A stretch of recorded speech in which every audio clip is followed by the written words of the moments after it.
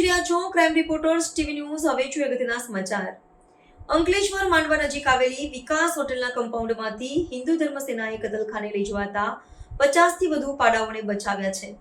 આ મામલે પોલીસે એક ટ્રકને જપ્ત કરી કાયદેસરની કાર્યવાહી હાથ ધરી. હિન્દુ ધર્મ સેનાને એક આઈસર ટ્રકમાં ગેરકાયદેસર રીતે પશુઓની હેરાફેરી થતી હોવાની બાતમી મળી હતી. આ બાતમીના આધારે તેમણે અંકલેશ્વર માંડવા નજીક આવેલી વિકાસ હોટલના કમ્પાઉન્ડમાં તપાસ કરી. તપાસ દરમિયાન એક ટ્રકમાં ખૂબ જ ગીચ સ્થિતિમાં આશરે 50 જેટલા પાડા ભરેલા જોવા મળ્યા. જોકે ટ્રકનો ડ્રાઈવર ત્યાંથી ફરાર થઈ ગયો હતો.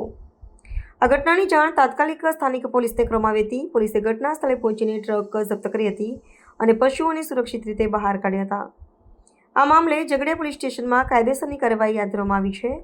ઉલ્લેખનીય છે કે થોડા દિવસો પહેલા પણ પાનોલી પોલીસ સ્ટેશન વિસ્તારમાં આવી જ ઘટના બની હતી. વારંવાર બનતી આવી ઘટનાઓ પર કડક કાર્યવાહી કરવાની જરૂર છે.